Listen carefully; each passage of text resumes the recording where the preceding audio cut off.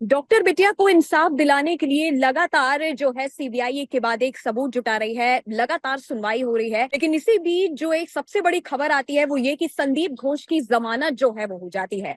इस बात का किसी को अंदाजा भी नहीं होगा। हालांकि 9 अगस्त को वो घटना हुई थी और अब 4 महीने लगभग जो है आरजीकर मेडिकल के केस को होने वाला है।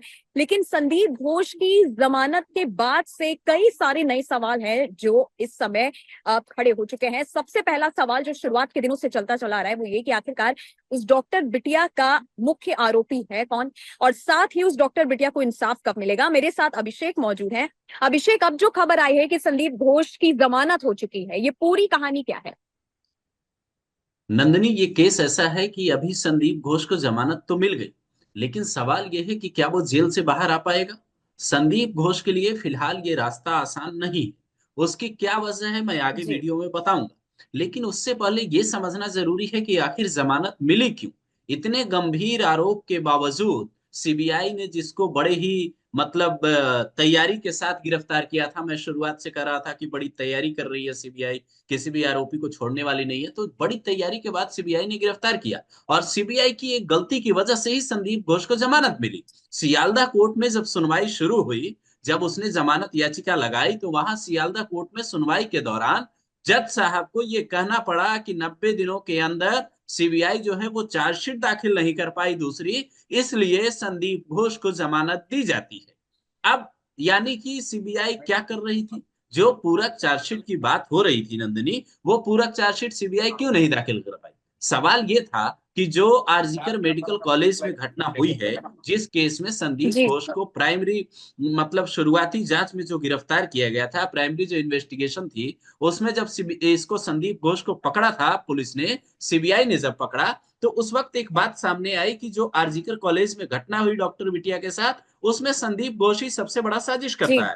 लेकिन जब गिरफ्तारी हो गई और उसके बाद जब उसे जेल ले जाया गया, तब पता चला कि वो वित्तीय अनियमितताओं के मामले में आरोपी है, उन मामलों का सरगना है। इस केस से उसका कोई लेना देना सीधे तौर पर साबित नहीं हो रहा था, और यही बात उसके वकील ने कोर्ट में कही, जिसके बाद उसे जमानत मिल गई। अच्छा, एक अभिषेक मैं अभी देख रही थी सोशल मीडिया पर एक क्लिप काफी ज्यादा वायरल हो रहा है उस टाइम का जब आर्जिकर में ये मुद्दा उठा, आर्जिकर का ये केस सामने आया और उसके बाद तमाम लोगों ने जो है वो रैलियां निकाली थी। रैलियों में जितने भी डॉक्टर्स थे उन्होंने रैलियां की। उनका सिर्फ एक ही कहना था कि इस पूरे केस को जो अंजाम दिया गया वो आर्जिकर के प्रिंसिपल द्वारा दिया गया है। कोई एक लड़की ने नहीं बोला था। अगर जो दर्शक हमें देख रहे हैं वो अगर स्क्रॉल भी करेंगे तो उनको वो रील मिल जाएगी, वो काफी ज्यादा वायरल रील है। हर एक डॉक्टर का यही कहना था कि अगर संदीप घोष से सही तरह से पूछताछ की जाएगी तो सच जो है वो सबके सामने आ जाएगा। अब जैसे जमानत मिल चुकी है अभिषेक संदीप घोष को, अब आगे इस केस में क्या होने वाला है, क्योंकि संजय रॉय तो अभी भी जेल में बताए जा रहे हैं। नहीं, मैं यही बात शुरुआत में कर रहा था कि जमानत मिल जाने का मतलब ये नहीं है कि संदीप घोष अभी खुली हवा में सांस ले पाएगा। इस बात को आप ऐसे समझिए कि जी। संदीप घोष के ऊपर दो बड़े मामले थे।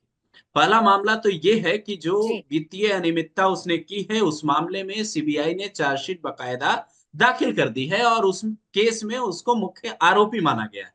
अब जब दूसरे केस में चार्जशीट दाखिल नहीं हुई, दो आरोप चल रहे थे उसके ऊपर, तो एक आरोप में उसको जमानत मिल गई। लेकिन इसका मतलब ये नहीं है कि जो वो जी। बांग्लादेश वाली बात चल रही थी कि वहां से जो स्कैम हो रहा था, इस तरीके की जो बातें हो रही थी कि बायोमेडिकल वेस्ट में स्कैम हो रहा है और संदीप घोष उन सारी चीजों का सूत्रधार है, तो इसका मतलब ये नहीं होगा कि जी। जमानत मिलने के बाद संदीप घोष बाहर आ जाएगा।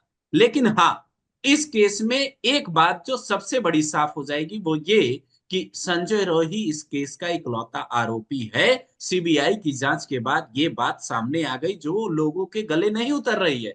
आखिर जब ये शुरुआत से कहा जा रहा था कि कई आरोपी हैं और बंगाल पुलिस की जांच की तरह ही सीबीआई जी। की जांच हो गई, तो फिर ये तो सवाल उठेंगे। बिल्कुल। और जिस तरह से मुख्य आरोपी यही बताया जा रहा है, संजय रॉय की सिक्योरिटी तभी बढ़ाई गई जब उसने 2 बार कैमरे के सामने जो है मुखर होके अपनी बात कह दी। अब अभिषेक, जो सवाल लोगों के मन में है, जो वहां पे डॉक्टर्स जो हैं वो धरना दे रहे हैं और सबका यही कहना है कि संजय रॉय को बस एक वॉलंटियर बना करके पेश किया गया है, लेकिन असली आरोपी क्या लगता है कि क्या अब भी जेल के बाहर ही घूमेंगे आने वाले सालों में? और क्या ये केस जिस तरह से हमने देखा है इसमें क्या उसको न्याय मिल पाएगा या ये अभी और लंबी साइकिल चलने वाली है? नहीं, जिस हिसाब से इस केस में बातचीत हो रही है, जिस हिसाब से सुनवाई हो रही है, जिस हिसाब से चीजें सामने आ रही है धीरे धीरे, वो जो जी दर्शक शुरुआत से कमेंट करके पूछ रहे थे कई दर्शक कि ये क्या सुशांत सिंह जी राजपूत के केस की तरह हो रहा है, ऐसा ही लग रहा है जी कि ये केस उस नतीजे पे जा रहा है जहां से कोई खास नतीजा नहीं निकलने वाला है।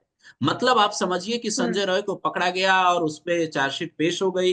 अब वही आरोपी है, एक जो आरोपी शुरुआत से पकड़ा बंगाल पुलिस ने, कोलकाता की पुलिस ने जी जिसको पकड़ा, सीबीआई भी उसी को इस हम्म केस में आरोपी मानकर चल रही है। और समझिए कि ये कागजों पे भी लिखा जा चुका है, चार्जशीट में आपने जब दायर कर दिया, आपकी जांच जब हो गई, और जो बात ये सीबीआई कर रही थी कि हम पूरक चार्जशीट में और लोगों का नाम डालेंगे, या फिर ये कर रही थी कि हम और जांच के बाद चीजें बताएंगे, वो भी एक बात समझ नहीं आ रही है कि आखिर ये डिले क्यों।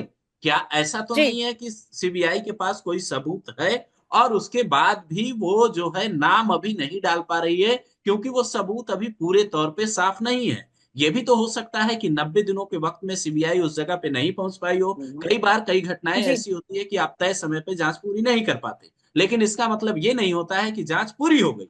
अगर सीबीआई अभी संदीप घोष का नाम नहीं डाल पाई है किसी वजह से, हो सकता है उनके पास कुछ ऐसे सबूत हाथ लगे हो जिनमें वक्त लगा हो। आपको याद होगा, फॉरेंसिक रिपोर्ट से लेकर तमाम चीजों की रिपोर्ट आने में काफी वक्त लगा बंगाल केस में, और हमारे देश में ये वक्त लगता भी है। कुछ न्यायिक व्यवस्था में कुछ ऐसी चीजें हैं जिसको लेकर काफी वक्त लगता है। बंगाल केस में भी यही हो रहा है। और देखने के बाद ऐसा लगता है कि आरजीकर केस में अभी जमानत तो मिल गई संदीप घोष को, लेकिन आगे क्या होगा कुछ सीधे तौर पे कहना मुश्किल।